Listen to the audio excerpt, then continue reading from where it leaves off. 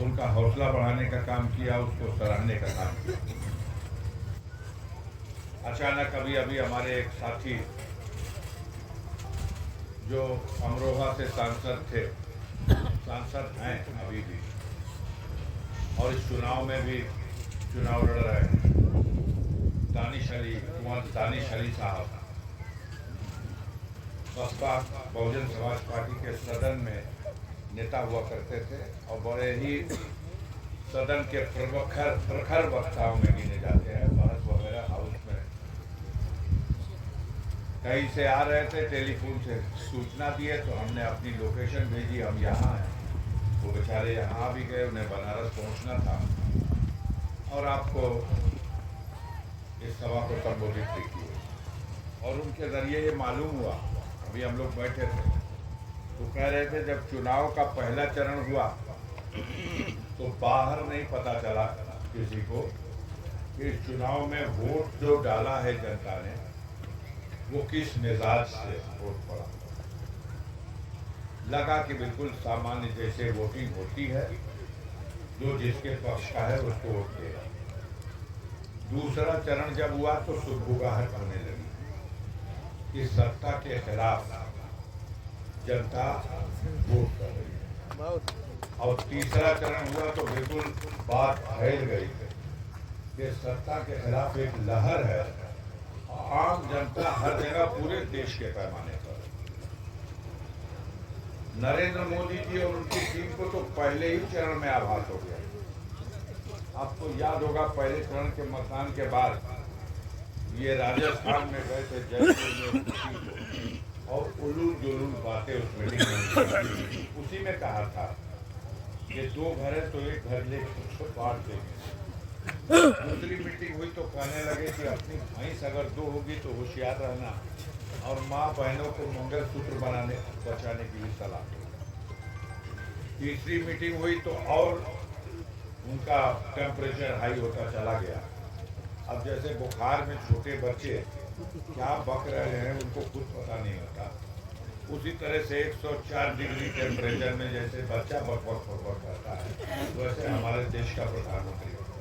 अब last round जो है, ये आज का जो राउंड हुआ 5वां राउंड, मतदान बहुत कोशिश के बाद भी मतदान का प्रतिशत नहीं अच्छा है, बल्कि खराब है। देश का रक्षा मंत्री लखनऊ से चुनाव लड़ा, राजनाथ सिंह देश की राजधानी लखनऊ 49% वोट पड़ा है, 50% भी वोट नहीं पड़ पाया। आप अंदाजा लगाइए। और बगल में ही उसी जगह बगल में लखनऊ से सटी हुई थी बाराबंकी में वोट पड़ा है, रिजर्व कॉन्स्टिट्यूंसी है, पुनिया साहब का बेटा चुनाव लड़ रहा है, वहाँ 61%।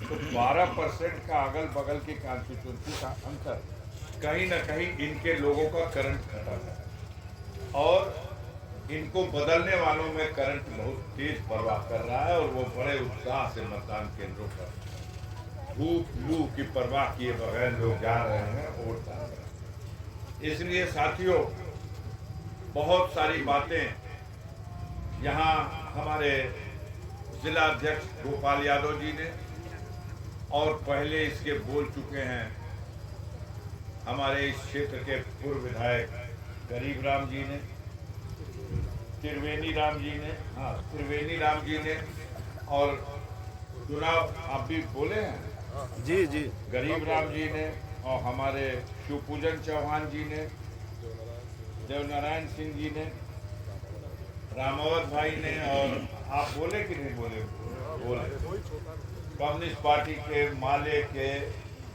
और सभी पार्टियों के नेताओं ने जो बोला है, तो मटेरियल जो है सब आपके पास पहुंच चुका है।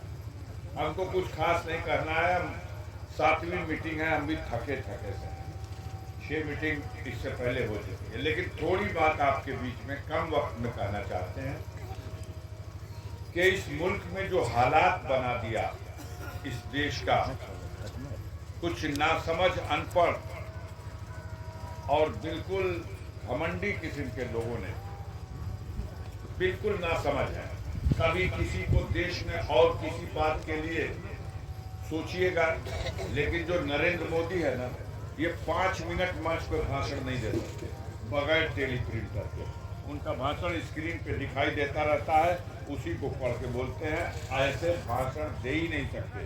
राहुल गांधी ने चुनौती दी, आइए मुकाबला कर लिया जाए, कहीं बहस कर लिया जाए। कै साल का हुए तो बात खड़े हुए 5 साल का हुए। तो वो तुक्का है। जनता को मीडिया के माध्यम से बेवकूफ बनाया गया 14 में, और ऐसा लगा कि जैसे कुछ चमत्कार करने के लिए जैसे कोई फरिश्ता आ गया हो, कोई दूत आ गया हो, कोई वरदान नहीं आ गया हो, से कर देंगे, ये कर देंगे, ये कर देंगे। और हमारे देश की जनता आज जब जोड़ घटाना कर रही है, बुलेट ट्रेन चलाने को मोदी जी बड़ा छाती फुला फुला के कहते थे। कहां से कहां बुलेट ट्रेन चल रही है। जब अब तो सबके हाथ में मोबाइल है, गूगल में खोल लो। भारत में किसी स्टेशन से किसी स्टेशन तक क्या एक बार भी बुलेट ट्रेन चली? हम लोग के खेत में चल रही है। बताइए, आप लोगों के नॉलेज में है कहीं बुलेट ट्रेन चल रही कहीं? बड़े दावे से उन्हीं की बात को उनके मुंह पे फेंकना चाहता हूँ। ये झूठ बोला ना, 10 साल का मौका मिला था, बुलेट ट्रेन चला देना चाहिए। जानते क्यों नहीं चली? क्योंकि इनको भरोसा था कि जापान का जो राष्ट्रपति है, दुनिया में 2 ही देश बुलेट ट्रेन चलती होगी कई जगह, लेकिन सबसे ज्यादा इस पर महारत हासिल है चाइना को और जापान को। तो जापान के राष्ट्रपति से इन्होंने कुछ कहा, वहां उनको बुलाया और वो बेचारे आए तो उनको कहे कि चलिए हम आपको ले चलते हैं अपनी कॉन्स्टिट्यूंसी बनारस घुमाने। तो जापान के उस नेता को लेके आए बनारस घुमाने। तो बनारस में क्या घुमाएंगे बताओ? बनारस के लिए कहा था कोयोटो बना देंगे, लेकिन बनारस को तो मतलब मंदिरों का खंडहर बना दिया। 1000 मंदिरों को तोड़ा है, मूर्तियों को तोड़ा है, और तो जो तोड़ा छोड़ दिया, लेकिन बनाया कुछ भी। अब बनारस में लेके पहुंच गए घाट पे, और घाट पे पहुंच के कहे आप यहाँ बैठ जाइए, हम यहाँ बैठ रहे हैं, और यहाँ गंगा आरती का प्रोग्राम है। अब 3 घंटा जापान राष्ट्रपति बैठा है और पूरा लच्छा लेकर के गंगा आरती हो रही है। यहाँ तो बेचारा कुछ नहीं बोला, आया था बुलेट ट्रेन देने, यहाँ नहीं बोला। लौट के जापान जब चला गया तो कहा भारत तो आज भी बैलगाड़ी वाले युग है, इसको बुलेट ट्रेन कैसा चाहिए? जिस देश का प्रधानमंत्री एक जगह बैठ करके 3 घंटा आरती देखता है। बुलेट ट्रेन तो जल्दी के लिए, सेकंड की भी वैल्यू जहां हो वहां के लिए जरूरत है। भारत में क्या जरूरत है? ये तो बैलगाड़ी युग में ही अभी कुछ दिन तक और लोग जिए। बुलेट ट्रेन का सपना हो गया खत्म। आप क्या भाई, तो ये हवाई चप्पल वाले हैं जैसे, अपने अपने पैर में देखो जिसके पास हवाई चप्पल है। आप लोगों के लिए कहा मोदी ने कि मैंने दिल में सोचा है कि हवाई चप्पल पहनने वालों को हवाई जहाज में उड़ा दें। अब पूछना ही क्या था? बेचारों को ट्रेन में 3rd क्लास में सफर और यात्रा की मुश्किल से अवसर मिलता है। इकट्ठे हवाई जहाज में, तरतिया में जब ऊपरा जहाज जाता है तो आदमी कहते हैं तरैया चलत हो, तो ना तराई ना हो जहाज, वही में न मोदी जी टिकटवा भेजने हुए। मैं वही टिकट के ताकत हम लोग की टिकट भेजी है तो हम लोग का जहाज में उड़ल जाए। हवाई चप्पल वाले के बेचारे चीन ले बड़ा लिस्ट बनवाओ। आदमी आसमान में ताक रहा, जहाजिए बेच दिया। मोदी ने भारत सरकार की जो एयरलाइंस थी, जो कंपनी थी भारत सरकार की जहाज वाली, वो कंपनी बेच दिया पूरा, टाटा के हाथ में। अब वही आदमी भकुआई बांध ये दादा ये सब बेच देना जहाजे, और जबले लखनऊ का हवाई अड्डा बेच दिया। अभी लखनऊ न बेचले वहां, जबले बनारसों का हवाई अड्डा बेच दिया, केरल का हवाई अड्डा बेच दिया, गुवाहाटी का हवाई अड्डा बेच दिया। देश में हवाई अड्डे बेचे जा रहे हैं। हम आज ही किताब पढ़ रहे थे, सवेरे बिल्कुल आंख खुल गई थी, तो देख रहे थे कि रेल लाइन हमारे गाजीपुर में कब चली। रेल लाइन 1880 में यूसुफपुर प्लेटफार्म हमारा बन चुका था और रेल लाइन बिक चुकी और रेल लाइन चल रही 1800 अंग्रेजों के हुकूमत में। आज रेल की पटरी भारत सरकार की है, बना के गया अंग्रेज, उसको ओकर रिपीटिया ढील हो जाता पुलवन में ना, तो रिपीट नहीं कर सकता।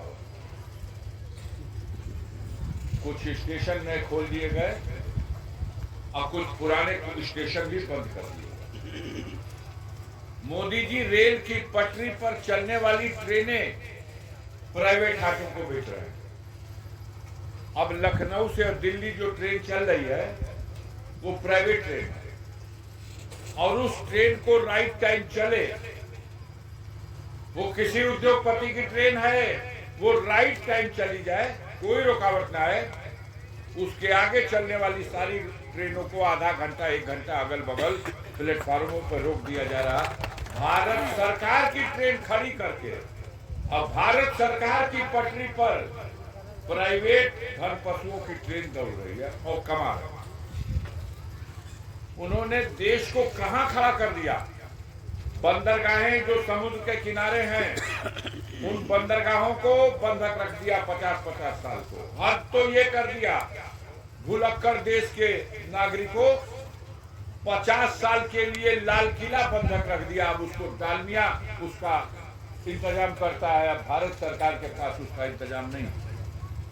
तो हमारे देश को सपना तो दिखाया था और खुद ही बहकते भी हैं, विश्व गुरु बना देंगे और तीसरी श्रेणी में पहुंचा दिए।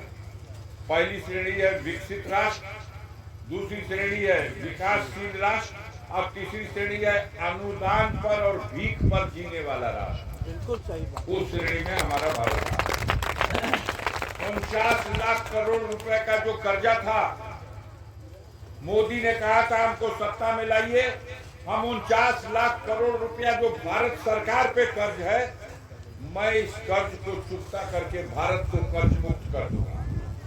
जनता सोचलस कि अरे भाई का चमत्कार कर।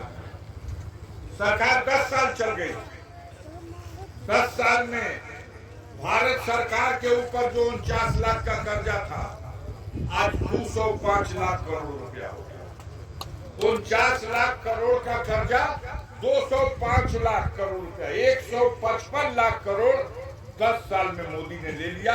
और 67 साल में जितने भी देश के प्रधानमंत्री हुए, पंडित नेहरू हुए, लाल बहादुर शास्त्री हुए, श्रीमती इंदिरा गांधी हुई, राजीव गांधी हुए, जितने भी वीपी सिंह हुए, चंद्रशेखर सिंह हुए, देवी गौड़ा हुए, इंद्र कुमार गुजराल हुए,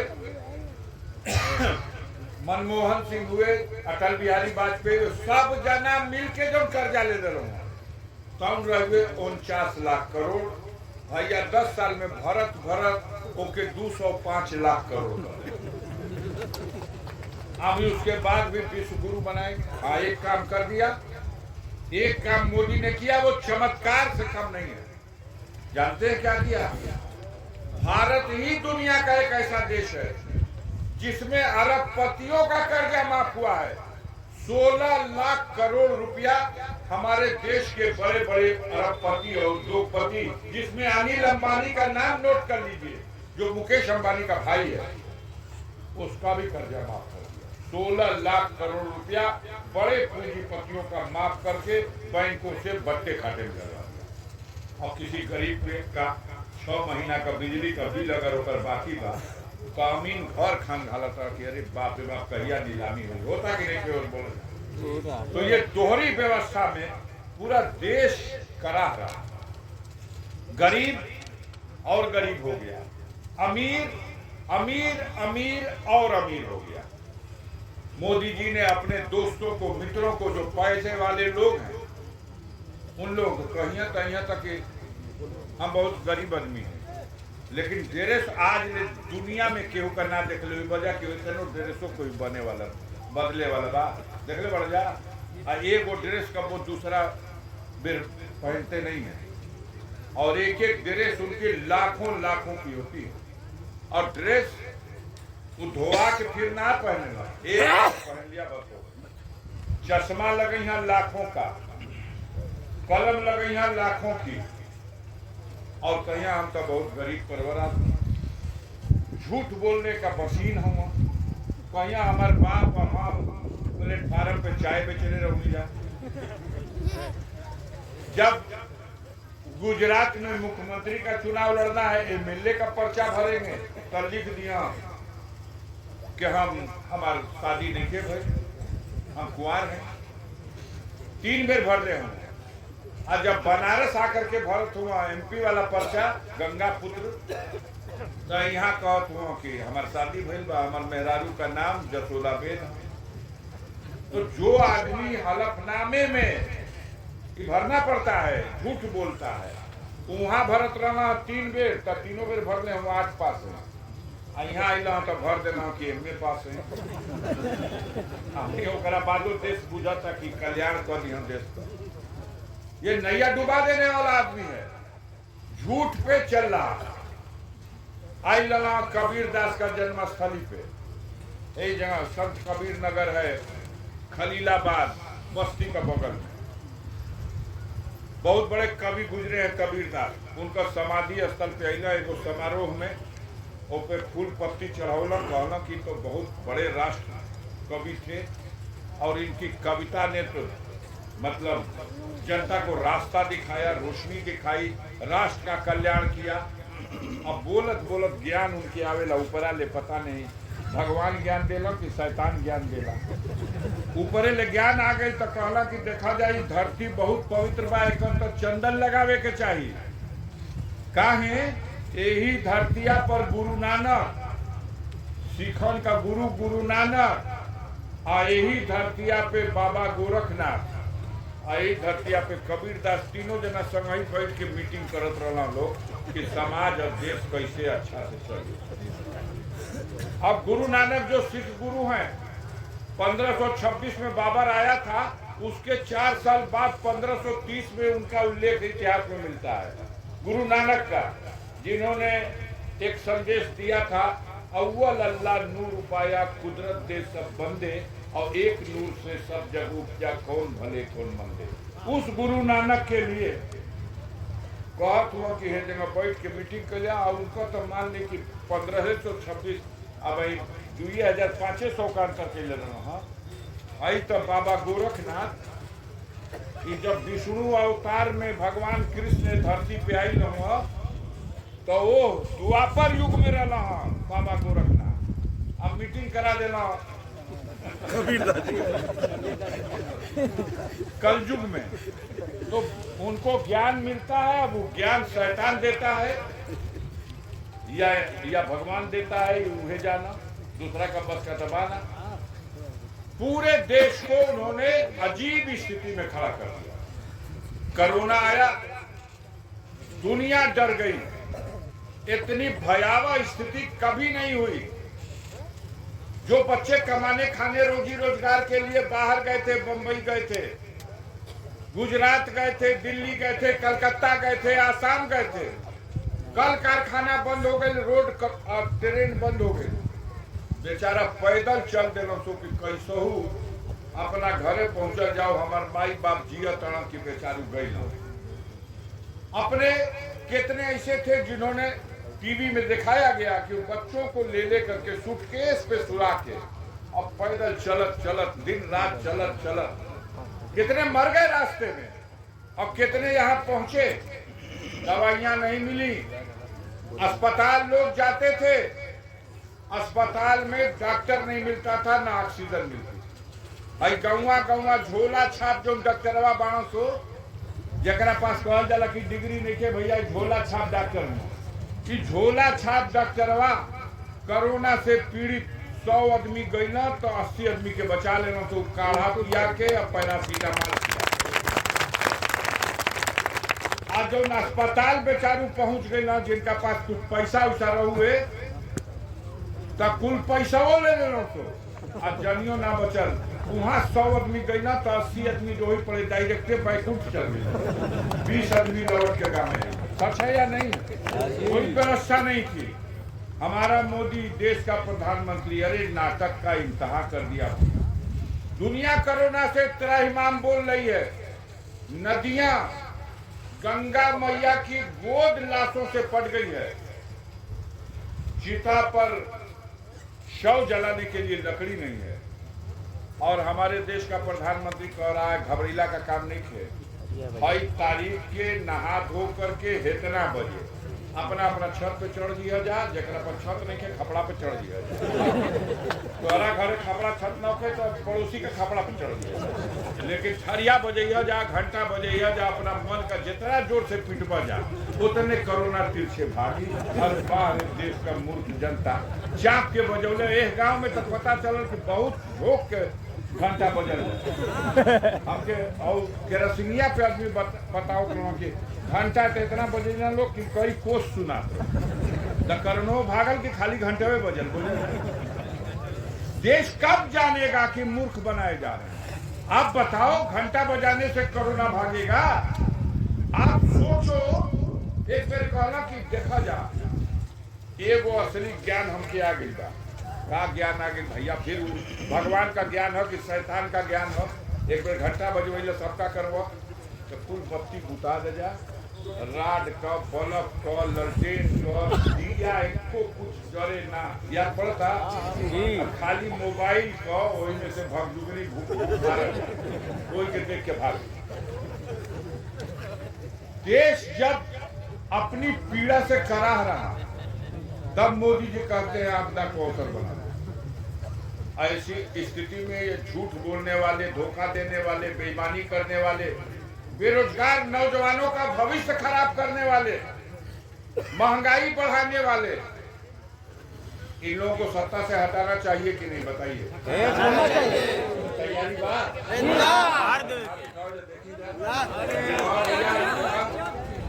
हटावे खातिर तैयारी बात विदाई निश्चित है। निश्चित होनिया था। अब कहाँ तो के हवा चलल बाहर आवे करे आज जना था गाजीपुर आवत आवत तो हवा तूफान हो जाई सुनामी को रोक लेती। अब इन्हें गिने लोग रह गए हैं जिनका कहीं स्वार्थ है। वोट मांगत हो तो खुड़पत हो, खुड़ुक दे कि डर जाए। प्रधान लोगन के तो मुर्गा बना घले बना देखा जाए खतवा सील हो जाए, जचियो शुरू हो जाए। कोटा का दुकानदार लोगन के कहत हो सो कि कोटवा कैंसिल। अब विद्यालय चलाए वाला के तो रोज वो जगह मीटिंग करके हाजिरी लिया था, कौन कौन आये लो कौन कौन नहीं आए। ये हालत हो गई। विद्यालय चलाने वालों को विद्यालय के जमीन का पैमाइश करा दे तो मान्यता तुहार रद्द करा दे तो जीवन में कब्बो तो के सेंटर ना पैबो। अब सब डबकल धारे भैया दिल जीतू रे बाबू, दिल जीत के। आज हम पूछलिए बगलिए में एगो गांव कौन रहा जहाँ मीटिंग करते रहे, दरिए बगलिए में रही भैया है ये देवता जो लड़े आई बड़ा इनकर का शहूर बा। गांव घर अगल बगल गांव में एक दूसरा का गमी में पुछार उछार करे जाना, खुशी में केहू का कुछ मदद करे ना। कौन लोग कि भैया स्कूल में जे पढ़े जाला तो ओकर फीसिए ना लेना, फीसिए ना ली। लड़का अगर मान ले कि स्कूल चल गए बा खाना नहीं खैले तो अपना घरे से खाना पकवा के खिलावे ना। इतना माने ना, इतना क्षेत्र का जनता के कि केहू के कांटो बढ़ जाई तब तुरंते ओके अस्पताल भेजवा के दवाई करावे। ये तो उनका बारे में कुछ चाली पता लगा। और जब भी खबर लगल कि ये भैया धमकावल जाता कितना जगह तक। ये अब देखिए जो हारता है ना उसका हौसला टूटता है तो वो कुछ भी कर सकता है। मीटिंग ये ना कर दे। अब बताओ क्या तसल्ली मिलेगी? इस धरती पर जितना जगह मीटिंग ही कर यहाँ पारस रही नहीं कहा मीटिंग धरती तो कहीं ना करे ना। अब तू अपना घर में रहबा कि उड़बा यहाँ में लेकर तू कोनो धरती पे से कहीं आई बजेगा ना। आदमी अपने अहंकार में मानवता को भूल जाता है। यह राजनीति है, राजनीतिक मंच है, कार्यक्रम है। ये में कहे तो के दुखाता खरगोट भइल बा। आप जनता को देखो, जनता का मिजाज पहचानो, जनता को मूड समझो। दुनिया में देश का ये तरीका है कि जनता की इच्छा के हिसाब से राजा या व्यवस्था करने वाली सरकार उसके हिसाब से अपना कार्यक्रम करती है। हमनी के देश में उल्टा बात। एक बात कहूंगा अंतिम, जिस बात से आप नतीजा निकाल लेना। एगो होला ईमानदारी, एगो होला बेईमानी। और ईमानदार बेईमान का परीक्षा हो जाओ तब बेईमान का संग क्यों खड़ा होई नहीं। हमारे देश में न्यायपालिकाओं को, जो स्वतंत्र न्यायपालिकाएं हैं, इनका एक अलग सम्मान है। और देश के संविधान में जिस तरह से कार्यपालिका, विधायिका, उसी तरह से न्यायपालिका। सर्वोच्च न्यायालय ने, सुप्रीम कोर्ट ने एक फैसला दिया। क्या फैसला दिया? कि भारत दुनिया का सबसे बड़ा लोकतांत्रिक देश है। 92 करोड़ तक मतदाता हुआ यहाँ। और भारत में लोकतंत्र स्थापित रहे, सुरक्षित रहे, इसके लिए आवश्यक है कि मतदान निष्पक्ष हो। इस सुप्रीम कोर्ट का में कोनो पे जाए लिखे ना।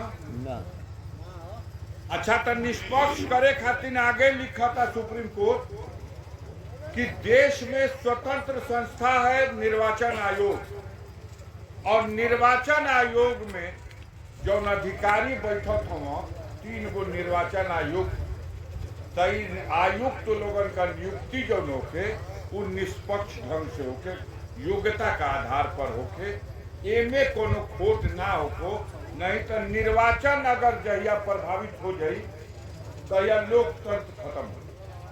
तब तीनों लोकतंत्र का जो निर्वाचन आयुक्त बना, उनका नियुक्ति 3 आदमी मिल के करी। आर्डर कर दिया सुप्रीम कोर्ट ने। एक और रही देश का प्रधानमंत्री माने मोदी जी, और दूसरा में विपक्षी पार्टी का जो प्रतिपक्ष का नेता होगा, कांग्रेस पार्टी का नेता है नहीं, सदन का नेता अधीर रंजन चौधरी। और तीसर के रही तो सुप्रीम कोर्ट का जज साहब, चीफ जस्टिस साहब खुद। तई बतावे में कोनो बेजाय रहल। एगो प्रधानमंत्री, एगो विपक्ष का नेता, एगो सुप्रीम कोर्ट का चीफ जस्टिस, 3 आदमी मिल के तय करिया कि के निर्वाचन आयुक्त रही, चुनाव कराए वाला मालिक। में कोनो खोट बा? ऐसा कुछ लग रहा? बताइए आप लोग, ये सही रास्ता था? बोलिए, आप सबसे पूछ रहे हैं। अगर ये सही रास्ता था तो मोदी जी को क्या तकलीफ हो गई भाई? हे बाबू रुका तो रे, रुक जो, खत्म है कर फिर जा दे बन को किरौना कर। मोदी जी को पचा नहीं ये फैसला। ये भाई 3 आदमी मिल के करिया, एगो हम रह, एगो विपक्ष का नेता रही, एगो सुप्रीम कोर्ट का जज रही। तो एमे तो जो देश भर में सबसे अच्छा और ईमानदार और भरोसे वाला रही योग्य, वही के बैठा दिया तीनों लोग मिल। मोदी जी के तो खुश हो के चाहिए ईमानदार आदमी हो तो, लेकिन मोदी जी तुरंत सदन बुला के कहला कि हमारे बहुमत बा, भाई सुप्रीम कोर्ट का फैसला निरस्त, हम कानून बनावते ही हेत करें नियुक्ति। कैसे हो ये मोदी जी? तो ये नया कानून ही रही कि 3 आदमी नियुक्ति करी। एगो हम रह मोदी जी, आ एगो मोदी जी का मंत्रिपरिषद में जेके मोदी बनेले बड़ा मंत्री, उनकरे मंत्री जेकर नॉमिनेट कर दिया, ये है रही। आ तीसरका के रही तो तीसरका विपक्ष का नेता रहेगा। एमे सुप्रीम कोर्ट, हाई कोर्ट का जज से कोई मतलब नहीं। आप बताओ जाए में ईमानदारी का झलक लौका था तो सलहे न जाना था कि दू गो एक और एक रहिया तो जेके चाहिए तो बैठिया तो वो जगह तो तीनों तीन कोण रहे, एगो सत्ता पक्ष का कोण, एगो विपक्ष का कोण और एगो सुप्रीम कोर्ट का जज। वो तो क्यों नहीं, जो योग होता चुना जाता तो ये बर्दाश्त नहीं मोदी को, उसका फैसला रद्द और अपना फैसला और फैसले ना करना। निर्वाचन शुरू भइल बा ना, एक से 2 दिन पहले 2 लोगों को 2 निर्वाचन आयुक्तों की नियुक्ति करके मोदी जी और बैठा। तो अब यही से समझ में आ गई कि नियत कितना साफ हुआ।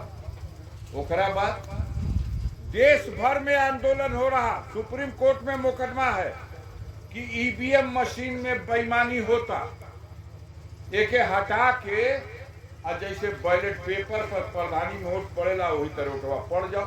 देश का जनता ही चाहती है, लेकिन मोदी जी कहता कि ना, ई तो गांव का आदमी, कम पढ़ल लिखल आदमी का बड़ा एमे फजियत हुई, मशीनिया में आसानी बा, कागजा पे उठवे खराब हो जाए उन्हन को, तो हम देश का जनता का हित में ये मशीनिए में उठ डलवाई। हम आप यहाँ उपस्थित जनता जितना नर नारी मर्द औरत सब है, नौजवान बुजुर्ग, आप सबसे पूछना चाहते हैं, आप बताइए आपकी इच्छा क्या है?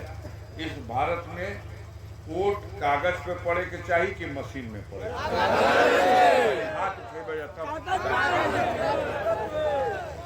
सभी लोगों की इच्छा है कि कागज पे वोट पड़ी, लेकिन मोदी जी का इच्छा बा मशीन में वोट पड़ी। निर्वाचन आयोग की बैठे बना, अब तो मशीन में वोट पड़े शुरू हो गई, फैसला आ गई और मशीन में वोट पड़ रहा। गरीब डर गया है। हमसे एकदम बूढ़ी औरत पकड़ के हाथ कही, ए बचवा कैसहू वो कागजा में उठवा डलवा दो तो 10 दिन में एक बच्चू का विदाई हो गई, और ना ही तो कोनो न कोनो तिकड़म लगाए। सब लोग सशंकित है, तो उसी का परिणाम है कि आज एक वेव है। हो सकता है पहले सामान्य हालत रही ना तो 10-5 हजार का हार दी, अब सब ठान ले लेगा कि हो सकेला 10-20 हजार तो बेईमानिए कर दे। अब कि इतना डाल देवे के बाद कि औकात का बाहर हो जाए, बेईमानियों मशीनियों बिगड़ जाए, लेकिन हारा ना पाए। अंतर इतना बढ़ा देना है, पूरी जनता बागी हो गई है। 10% लोग ऐसे नहीं है जो मोदी की विचारधारा पर मोदी को वोट दे रहे हैं। 10%, मैं दावे के साथ कहता हूं, राजनीति छोड़ दूंगा मेरी बात, अगर गलत हो जाए तो 10 सीट उत्तर प्रदेश में नहीं जीत सकते अपने वोट के बल पे, अपनी विचारधारा के बल पे। कैसे जीत लेते हैं? इस तरह जीतते हैं कि सोनेलाल पटेल गाड़ी उनके देवे शुरू करना तो ये बहुत बड़ा जातवादी नेता है। मैं पटेलन के बटोर के देखा ये पार्टी बनौले। अब सोनेलाल पटेल तो गुजर गए बैकुंठ, अब उनकी लड़की उस पार्टी को चला रही, तो उनकी बेटी अनुप्रिया पटेल की शरण में चले गए। अब कह दिए कि भाई तू मंत्री बन जा, दिल्ली सरकार में तू मंत्री बन जा, अब तोहार पति देव के हम उत्तर प्रदेश सरकार में मंत्री बनवा देते हैं, अब 2 MP का सीटीओ ले लो। अब भैया अपना जमात अपना जात कौटवन के हमार तो मुंह नहीं के मांगे को, हम जतवादी कहले बानी, लेकिन तू अपनी जतिया कौटवा कमल का फूल पे दिवा दो। ये टिकड़म है, उनकी विचारधारा से साथ नहीं है पटेल समाज, लेकिन वो अनुप्रिया पटेल को देख के कि चला हमनी का तो नेता ही है, यो कहते यही फार्मूला लगा दिए सब ओम प्रकाश राजभर पे। ओम प्रकाश राजभर के का ना कहलो तो वो बेचारू उत्तर देव में तनिको कम ना पड़े, अगर जो खाई ना तो 20 पड़े। दोनों ओर से खूब शब्द बाण हुआ, लेकिन आज भैया ओम प्रकाश जी हम ताज पहनवा देते हैं जोगी जी से, तो जगह मंत्री हो जा, और लइकवा के अपन ले लो टिकट, चुनाव लड़ा के MP बना लो, और तोहार जतिया का टिकटवा जो जतिया का ओटवा बा राजभरन का ई ओटवा कमल का फूल पे दिवा दो, हमनी के डायरेक्ट मांगल जाई तई ना दिया तो कि हमनी के रिजर्वेशन ना मिलल, हमन के सुविधा ना मिलल, 20 गो रहन दी सो आ तू कह के उझिलवा देब तो पुलवा में आ इहे बतिया संजय निषाद के साथ। ए भैया संजय निषाद, पहले गाली गलौज होती थी कि मैं निषादों बिन मलाहों की पार्टी बना के देखा इस जात बात करत पहुंचो। अब वह निषाद भाई के, अरे भैया संजय निषाद भाई अपना तू अब मंत्री बन जा उत्तर प्रदेश में, लड़कवा के टिकट ले लो, लड़ा दो तो के एमपी बना दो। अब देखो हुए भगवान के पार लगेले बड़ा निषाद राज वही ना लेना तो भजपो के खेद जा पार हो जाए जा। वो कहत हुआ तो क बेर खे जा तो 5 बेर खेवली जा, हर बेर कहबो कि तू अगला बेर ले लिया जा आरक्षण देहला ना, बेवकूफ बनेले बड़ा, झूठ बोले बड़ा, अपना मुंह नहीं मांगने का। तो संजय निषाद कहिए कि देखा जाओ उन लोग के छोड़ा जा, हमनी का मुंह देख के हमार जात का वोट इनके चढ़ जाओ। तारा सिंह चौहान हार गए कि नहीं? यहाँ घोसी में तारा सिंह चौहान हार गए। जे जीते ला उकर न प्रधान का पगड़ी बनाला गांव में कि मुखिया भैया की हारे ला उकर बना। लेकिन मोदी का राज में जोगी का राज धर्मा अवतार लोगों में ये लोग उन्हीं के मंत्री बना देना हो तारा सिंह चौहान के कि हमन का मुंह नहीं खे तोहरा जात से समाज के उठ पाई जा, काहे कि कुछ कहले नहीं खींचा और उत्तर प्रदेश में 1 टिकटों नहीं खींचा दिले। ये भाजपा कह रहे हैं कि 80 सीट में 1 सीट ना देनी है जा चौहान लोग के, हमन का मुंह नहीं खे।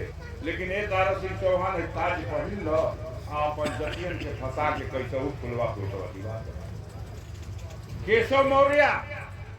केशव मौर्य हार गए चुनाव विधायकी का, हारला के बाद आंस गिरावे लगलो तो कहलो कि जा मत, हार गिला तो का भइल, आवो हमनी के तो के मंत्री बनाओ थे जा, बल्कि उप मुख्यमंत्री बना देते जा। लेकिन एक बात सौदा रहे के चाहिए कि अपन जात का उठवा कमल का फूल पे दिवा दी। इसलिए मैंने कहा कि इनके सिद्धांत को मानने वाले, इनके आइडियोलॉजी को मानने वाले, इनके विचारधारा वाले, इनके वोट में तो 10 सीट जीतने की ताकत नहीं है, 70 गो हार गए तो। लेकिन है गरीबों की जमात को फंसा के बना के वही में से जैसे पितर बझौआ आवे न तो पिंजड़वा में से निकाल के बुला दियो तो मैं बटोर दी हम लोग की कोनो आ गइल बा बिरादर चौधरी आ जब आ दी हम लोग तो धो दी हम तो लेके चल दी हम तो इनके पिंजड़ा में ले करके अपन बढ़िया बढ़िया दाना खिया के लेके चल दी। तो इस तरह से गरीब समाज को बेवकूफ बना करके, ठग के, धोखा दे करके देश की सत्ता पर, प्रदेश की सत्ता पर कब्जा करके लोग बैठे हैं। तो ऐसे झूठ बोलने वाले, मक्कारी करने वालों को, गरीबों को धोखा देने वालों को हटाने की जरूरत है कि नहीं? बोलिए, यानी जोर से बोला जा कि दूर ले जाए, हटावे खातिर जोर लगे जा भैया, हटावे के बा। जकरा जकरा घरे बहादुर होके मानव जे ई बताए कि हमरा घर का 1 वोट की 2 वोट की 3 वोट बाहर बा, एमे केहू ऐसनो बा जेकर घर में कुल वोट ओकरा घर में होके 1 गो 2 गो 4 गो रोजी रोजगार खातिर कई बड़ा कमाए आदमी प्रधानिया में बुला लेना आदमी। लेकिन एमपी एमएलए का चुनावा में अरे बोर्ड चुनाव बा तो एक ही गाँव पर एक ना एमे तो 1000 गाँव बा। अरे ना रे भैया, ऐसा ना, ये बार बेईमानों को हराना है। ये मान लीजिए कि बेईमानी करेंगे ओकरा बादो सफल ना हुई, तब आपको अपने परिवार को जो बाहर है उसको भी कहिए कि 2-3 दिन पहले में आ जो रे भैया, अपन घर परिवार में महतारी बाबू से, अपना परिवार से भेंट भी कर ले और ओकरा बाद वोट भी डाल दो और फिर चले जा। बुलेबा जा, टेढ़ा हो जाए वोटवा, तुरंते टेढ़ा हो जाए।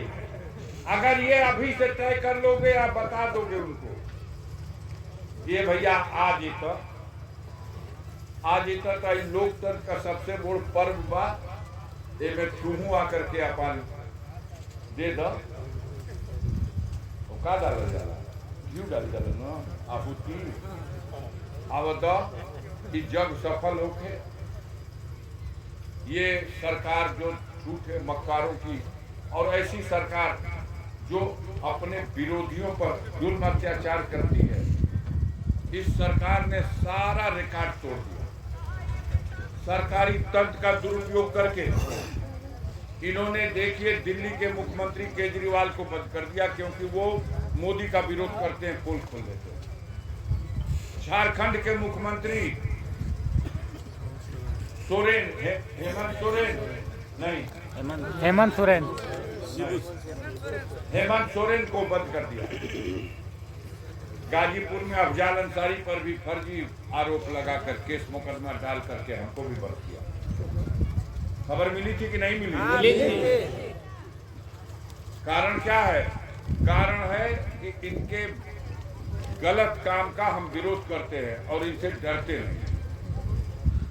ये समाज को डरा के रखना चाहते हैं। ये तरह घुड़पत हो सो प्रधान लोग के देख के या दुकानदार लोग कोई तरह घुड़पत चाहते हो सो कि नेता लोग भी दब कर लो और ये अन्याय करते रहे। हम साथियों इनके अन्याय से डरने वाले नहीं है, इनका मुकाबला करते हैं। हमारा पूरा परिवार अंग्रेजों के शासन में भी, अंग्रेजी शासन में जब जुल्म होता था तो उसका भी विरोध किया। देश को स्वतंत्र कराने की लड़ाई में हमारे परिवार से 12 लोग थे जो जेल गए हैं, यातनाएं सही हैं, कुर्बानियां दी हैं और देश को स्वतंत्र कराया है।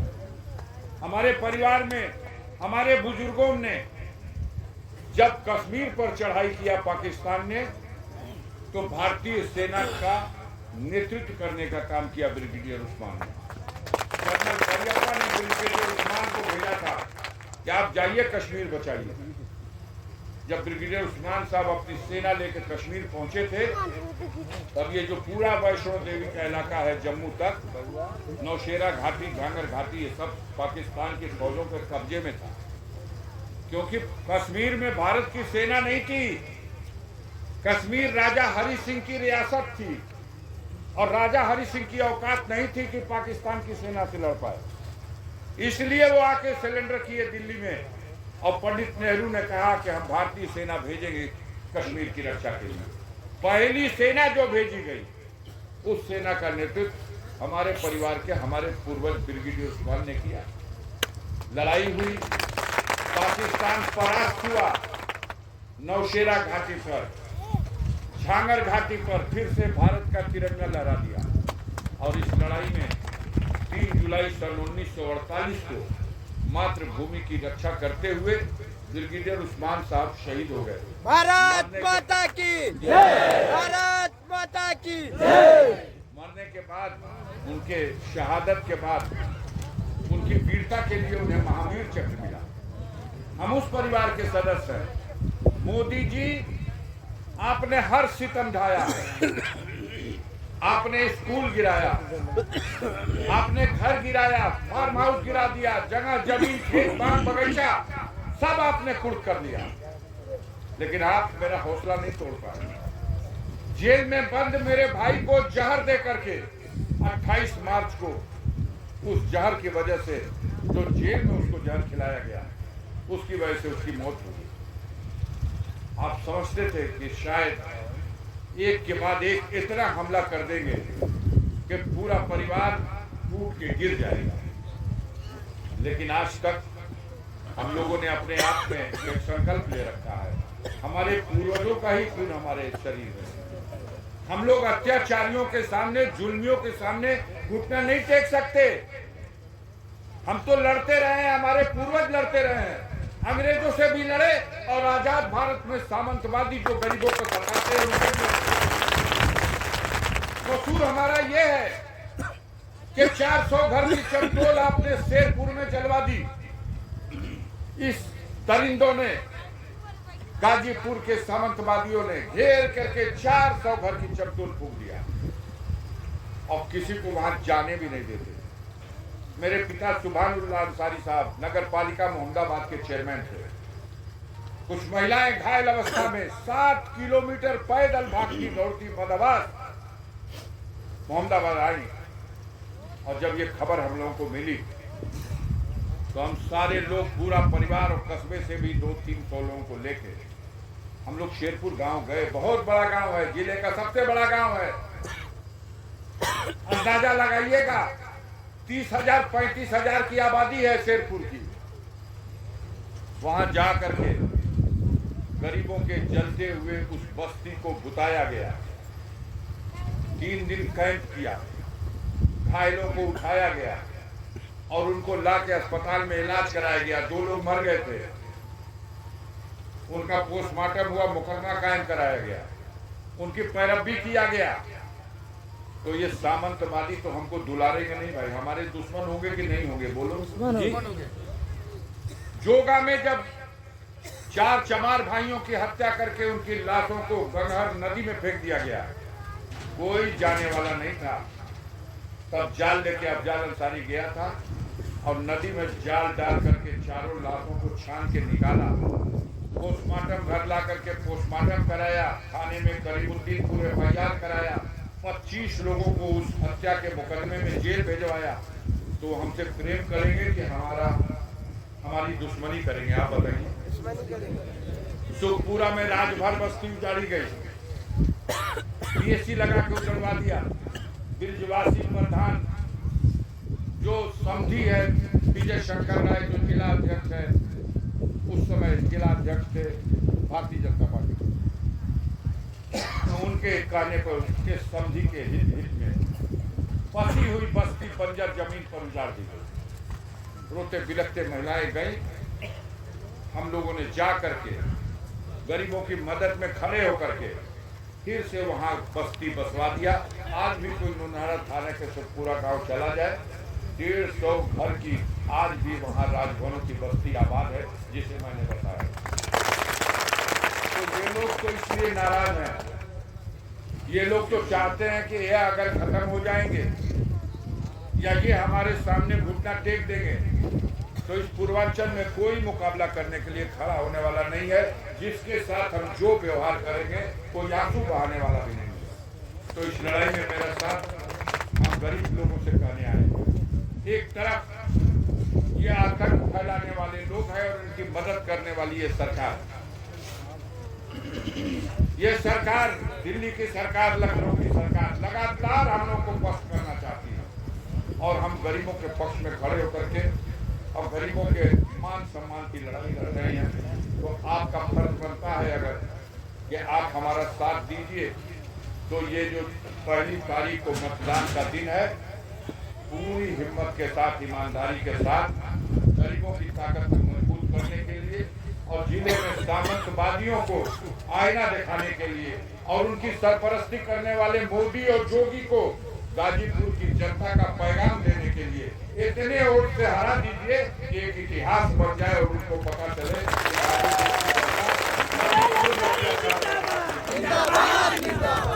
हम आप लोगों से वचन देते हैं, दुनिया में जो आया है उसको मानो।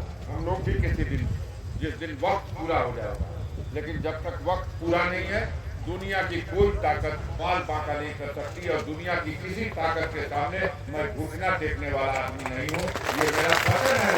जहाँ कहीं भी गरीब पर जुल्म अत्याचार की घटना होगी, अफजाल अंसारी आधी रात को भी अगर आवाज कान में आएगी उस गरीब की मदद करने के लिए इन्हीं बातों के साथ आप सबको बहुत बहुत धन्यवाद करते हुए अपनी बात को समाप्त करते हैं। जय हिंद, जय भीम, जय भारत, जय समाज।